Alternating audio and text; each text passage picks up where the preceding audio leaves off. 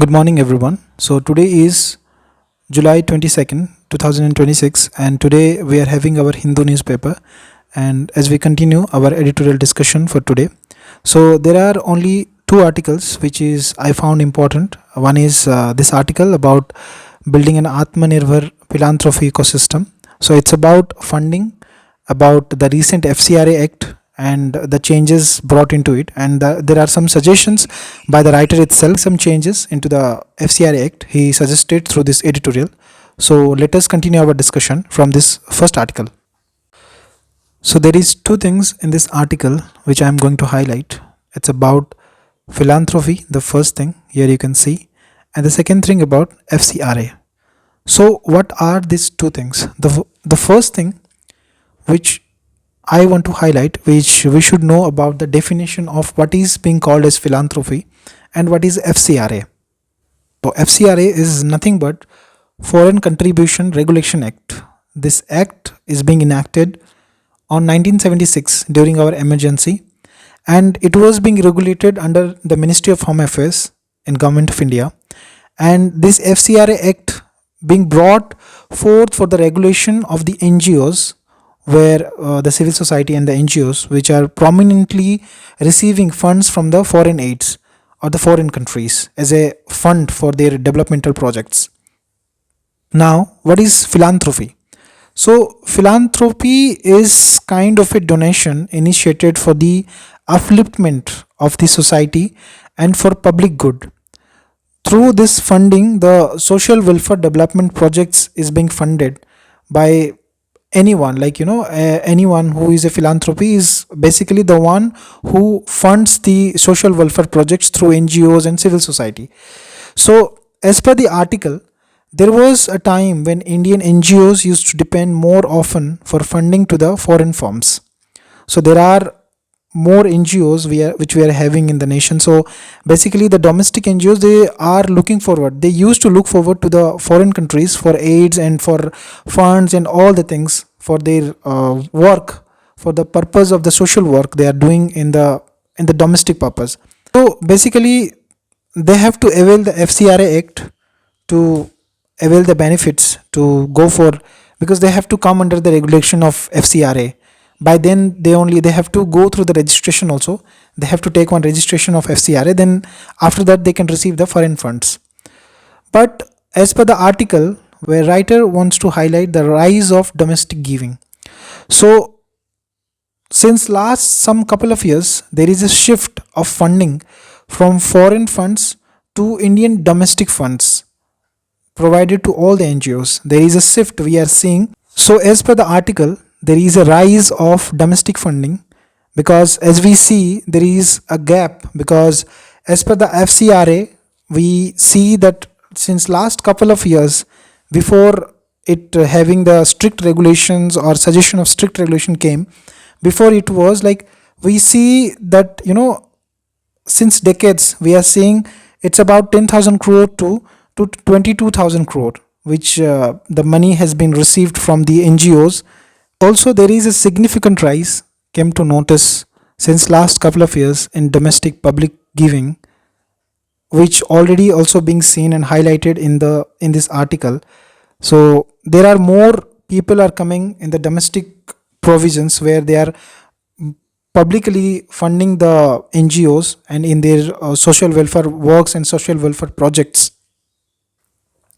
And most of this domestic funding are being absorbed coming from the Companies Act and Family Philanthropy, where the Companies Act, which we see the CSR, Corporate Social Responsibility, it is the one of the mode where the companies have to pay 2% of its profit margin they have to spend during income tax filing. They have to show it, so they have to spend 2% of its profit margin any of the philanthropy work. So we are seeing through CSR and through family philanthropy, where we also see the individual philanthropy or individual donations, which we are seeing now.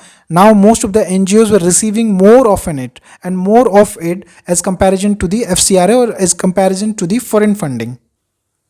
Now there is a negative drawback to this foreign funding, as well, where funds have been diverted for creating obstacles in the country's development and creating internal disruptions also.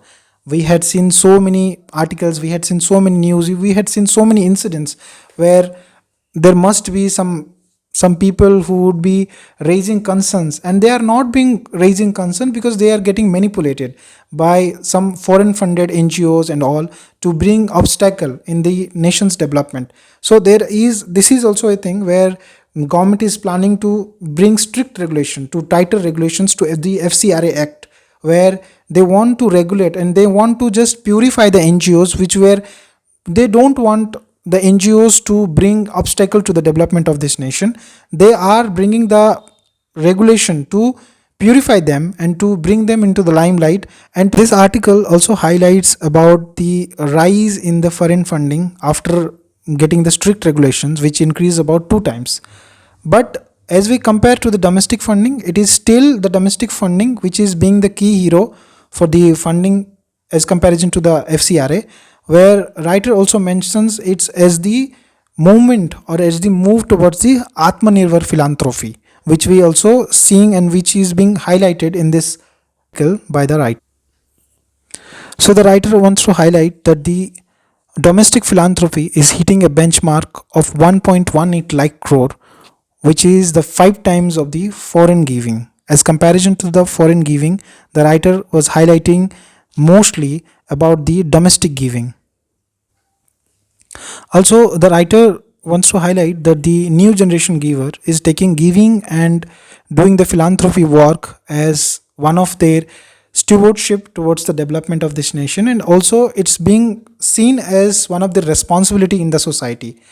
But as per the article, due to the strict regulation of FCRA, there are being seen some delays in some of NGOs paperworks because of the hardship into getting the papers to be done for the renewals, and there are also being seen delays into the social work and the development projects, which is also being seen in the social work sector, where the NGOs are facing so much obstacle because of the paperworks. So as a way forward, the writer wants to highlight that the better regulation is need instead of the tighter one.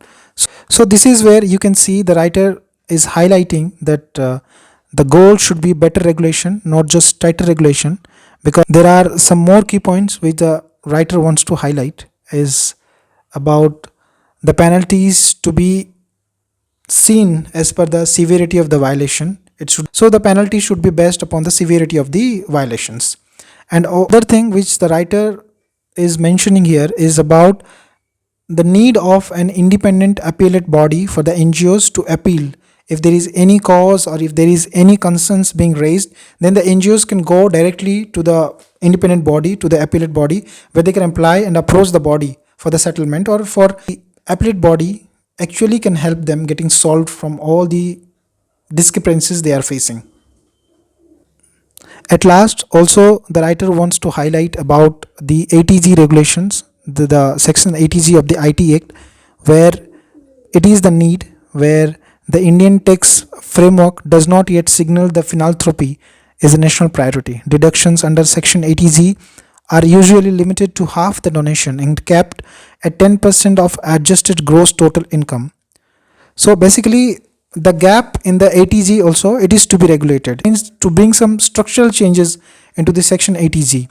Also mention some of countries' tax policy, where he mentions about Singapore and Britain, where he mentions that how Singapore is having 250% of deductions, and also how Britain is having a Britain gift aid top up for the people who are doing some philanthropy work. In the way forward, at the last, the writer wants to highlight about the widespread population, and India now has over 220 million demat accounts also, and we have so many UPI. In every pocket we are having UPI. Suppose if one person is donating 1 rupee or 100 rupee or 10 rupee, whatever it is, then how the donation will boom and further. But there are people who are scared of donating because of financial fraud. They always think that they get cheated or they will get cheated. So it is time for the government to intervene and to bring regulations and to bring verified NGOs where the people can donate it, the people can come forward for public funding, and they also donate happily without the scare of getting cheated or without the scare of getting scammed by any NGO or by any so-called organization. So this is what it is, and philanthropy is a part, and it is still matter for our society. It is to be taken as a responsibility as a citizen of this nation. It is our duty and it is our responsibility to come forward and to put forward for the development of this nation. So this is what it is, and this is all for today. Thank you so much for discussion.